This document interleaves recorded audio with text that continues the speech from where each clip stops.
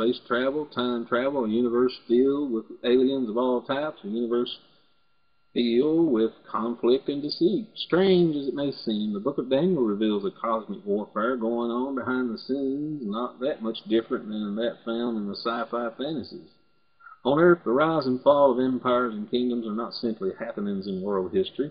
Every event is a part of the great controversy that began far away in the universe between Jesus and Satan. Only when it is seen in the context of this great cosmic struggle can the book of Daniel be correctly understood. The central theme of the book of Daniel is the cosmic drama being played out in ancient Babylon. Those events are symbolic of the final great conflict that will take place in the end of time. In the last days, cosmic forces are at work, seeking to destroy those who are faithful to Christ. As we shall see, follow His commandments. Question 1, who appears to be defeated as the book of Daniel opens? Oh, got to turn the page. Can't, it's taped. Can't, it's taped. How'd you do this part? I folded it back. There you go. What you think? You might already get that out of the way. Okay. Okay. King Jehoiakim. King Jehoiakim and his people, they seem to be defeated. He was the king of Judea and Jerusalem. Note, the book of Daniel opens with a tremendous defeat for God's people. Jehoiakim, the king of Judea, is delivered into the hands of King Nebuchadnezzar of Babylon, and the people of God are taken into captivity. It looks like the Babylonians are winning in the struggle with God's people. Today, evil often seems to triumph, and good is defeated. Boy, don't seem like that. Daniel reminds us that the same seemed true in his day too. Only seems that way. Time tells the tale on the evil. Question 2, what ultimately happens to God's people? God's people will be delivered. Thank you. Daniel 12:1. She's done good so far on these answers. Note, through the book of Daniel begins, though the book of Daniel begins an apparent defeat for the people of God, it ends with complete victory in the cosmic drama between the forces of good and evil. Good will triumph and God's people will be victorious. The mighty deliverer. Cosmic theme is a struggle between the forces of good and evil. In this warfare, the villain is Satan, or as his name was before the fall, Lucifer, and the deliverer is Christ. Just as in the cosmic struggle in ancient Babylon, Christ will be the final great deliverer of God's people in the time of the end. Let us see how the book of Daniel presents Christ as the mighty deliverer of the people of God. Question 3. After Nebuchadnezzar threw Shadrach, Meshach, and Abednego into the fiery furnace, how many people did he see in the fire? I see four men walking around in the fire. 4. He put 3 in and got 4 out of it. Daniel 3:25. I see 4 men walking around in the fire. And also, they're walking loose. He bound them, but they weren't bound anymore. Note, the only thing the fire hurt was the ropes. Mm-hmm. While Nebuchadnezzar had only 3 men cast into the fire, he now sees a 4th one walking with the other 3. 4. Who is the 4th one walking through the fire with Shadrach, Meshach, and Abednego? The 4th looks like a son of God.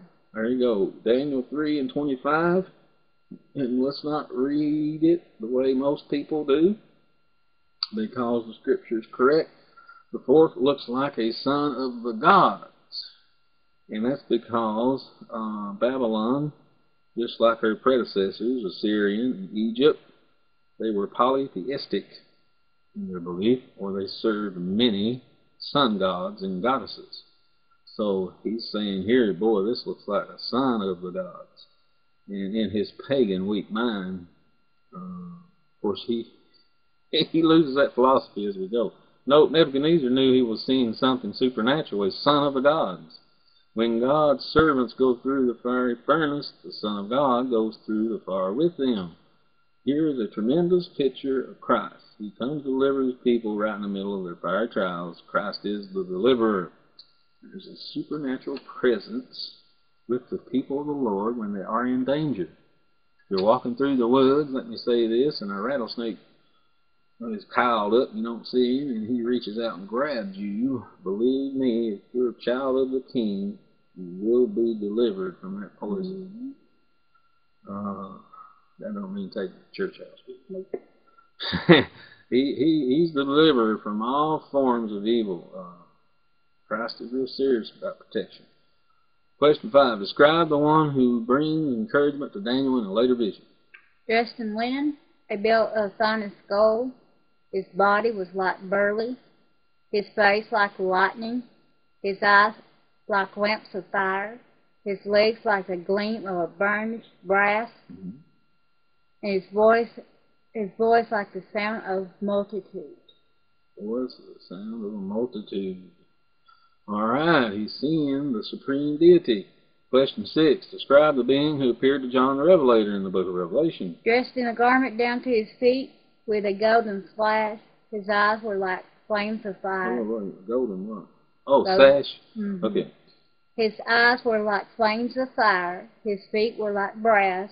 His voice was like the sound of rushing waters, and his face was like the sun shining.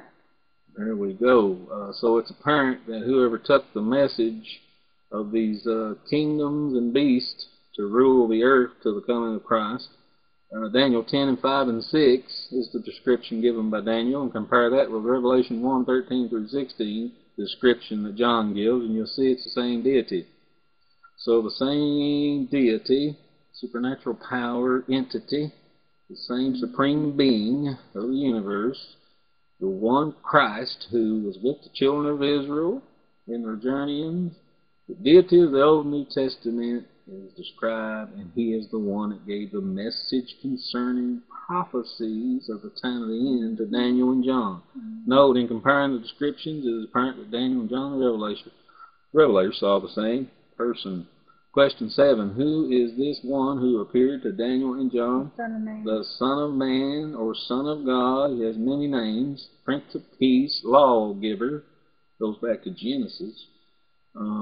He has many names. Note, Jesus is pictured as being the Son of Man in Revelation, and the Son of God in Daniel. One pictured as the deliverer. Also, that would be Michael, Daniel 12:1.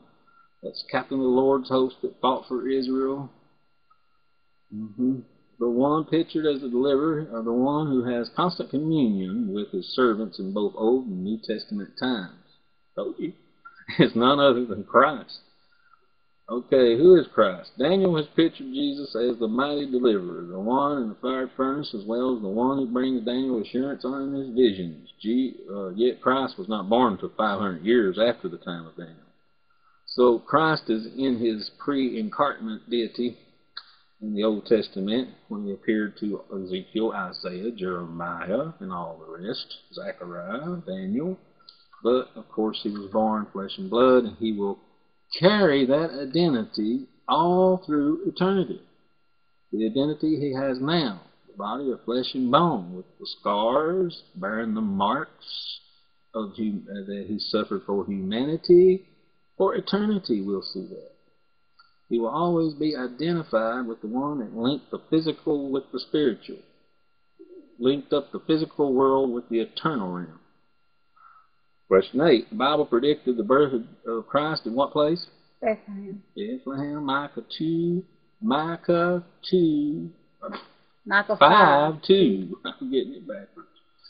Question 9. What does the Bible have to say about the one born in Bethlehem? Whose origins are of old, from everlasting. Whose origins are from of old, from everlasting, or from days of eternity. Better rendered in Hebrew. Note, the one born in Bethlehem did not have his origin in Bethlehem. The Bible clearly indicates that Jesus pre-existed before his birth in Bethlehem. His origins are from of old, from days of eternity. Since Jesus is from eternity, there never have been a time when he was not in existence.